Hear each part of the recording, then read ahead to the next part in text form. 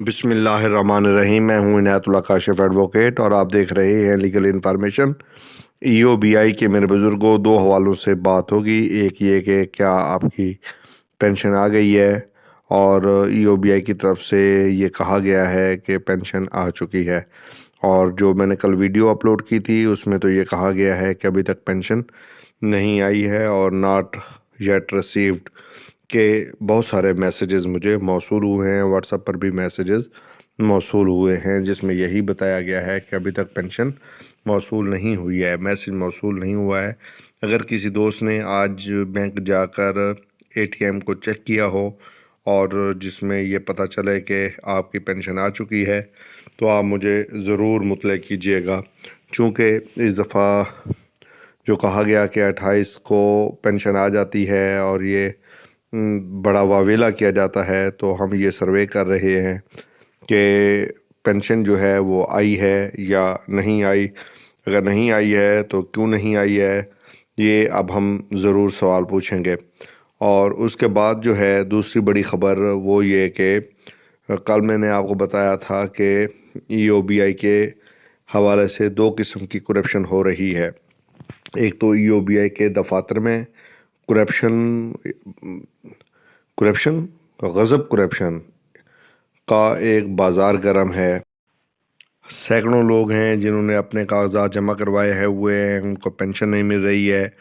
بیوہ پینشن جو ہے وہ بیوگان جو ہے وہ رول رہی ہیں اور ان کا کوئی پرسان حال نہیں ہے۔ لوگوں کے ڈاکومنٹس جو ہے دفاتر سے غائب ہو جاتے ہیں۔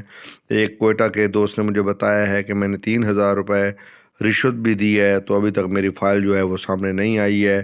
اسی طرح جوہر آباد کے دوست شکایت کر رہے ہیں، لاہور، ملتان، جس علاقے میں ہیں، مظفر گڑھ اور کراچی، حیدرآباد، سکھر، میں کہتا ہوں مجال ہے کہیں سے کوئی اچھی خبر ای او بی آئی کے دفتر سے آ جائے۔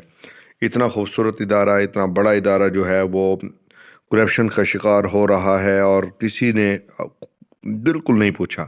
اچھا، یہ تو ہے باہر کی صورتحال جو ای او بی آئی کے پینشنرز کے ساتھ ہو رہا ہے۔ اب کہانی یہ ہے کہ 25 سال گزر گئے ہیں، ای او بی آئی کے جو اپنے ملازمین ہیں ان کے ساتھ جو ظلم روا رکھا ہوا ہے اس کی تو انتہا ہو گئی ہے۔ ای او بی آئی کے سینکڑوں ملازمین ایسے ہیں جن کو ترقیوں سے محروم کر دیا گیا ہے۔ نائب قاصدین، drivers, assistant, senior assistant, superintendent, سارے کے سارے شامل ہیں، اور راج کن کا ہے؟ یا لاڈلوں کا ہے، یا نان کیڈرز یا جونیئرز کا راج ہے۔